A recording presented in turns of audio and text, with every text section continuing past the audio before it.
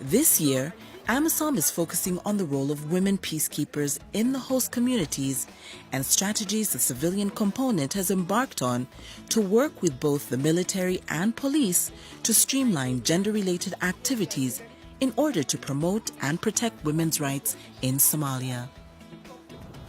We have the female peacekeepers in the mission, and I want to say most of them are really taking up the gender roles.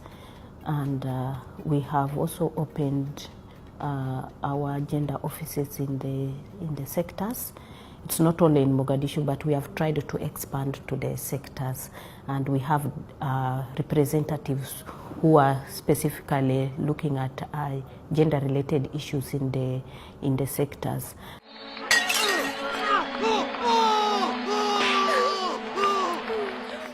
Violence against women remains endemic worldwide, with global statistics showing that 1 in 3 women experience violence in their lifetime. In Somalia, according to the 2017 UNDP report, in January and February alone, nearly 1,600 cases of gender-based violence were recorded. Of these, 72% were intimate partner violence. 52% were physical assault, 13% were rape cases, 12% were sexual assault cases, 9% was due to psychological and emotional abuse, 9% were denial of resources and opportunities, and 4% involved forced marriages. 3 years ago, we opened gender desks. We have 3 in Mogadishu, and then each in every state. And while we open these gender desks, we've been mentoring the Somali police how to manage these gender desks, how to receive cases of SGBV and child abuse, and how to protect victims.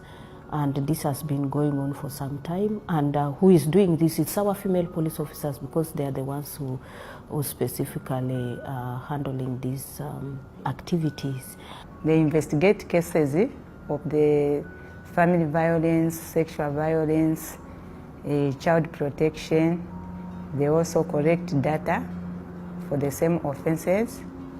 They also do sensitization to the community to raise awareness about it, the gender desk offices, and even where people are supposed to report, especially the vulnerable people, women who are being raped, their rights are being violated. Those gender desk office, it is their work to do that. We've recently designed a program which the AMISOM training department and community policing and the gender unit also assisted us in training at least 45 female police officers who will become or who have become booking officers to be working directly at the police stations, who are now based at the police stations. And the idea behind training booking officers or female booking officers is to ease the reporting of gender-based violence to the police stations, because if you have a female who are based at the station who will be the first point of contact for the public, more women, whether they are IDPs or just the general public, will be much more open to coming forward and reporting gender-based violent criminal incidents.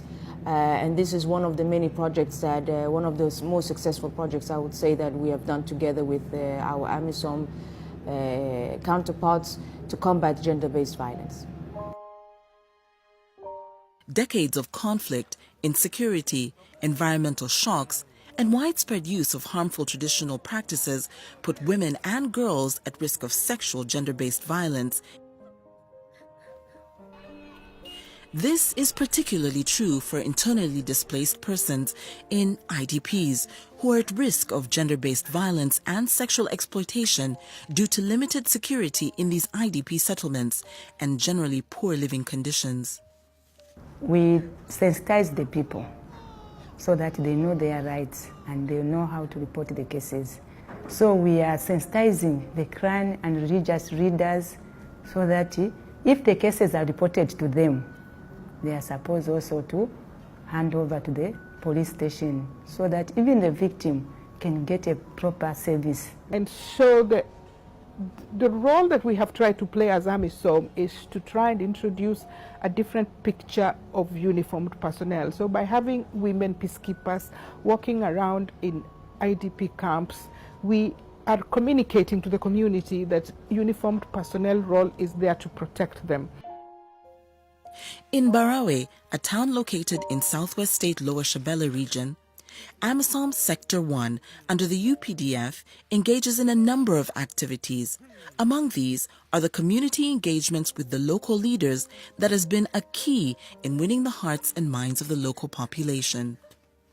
We were able to provide tailoring machines to women in Embreso town and Barawe town, and other things like chairs, plastic chairs.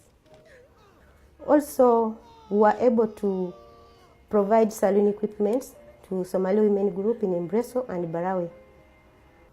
We were able also to construct a low-cost school in Embreso town called Embreso Primary School. This school was initiated by the women. They're the ones who demanded for the school, such that we may empower a girl child in that community where illiteracy is a problem. Despite the challenges encountered during the implementation of most projects in Somalia, there's a significant achievement in regards to women empowerment in Somalia, which has been enabled by AMISOM in partnership with the federal government of Somalia and international community. Somali women, and many of them, are using their central position in the Somali society to fight extremism and propaganda in their communities.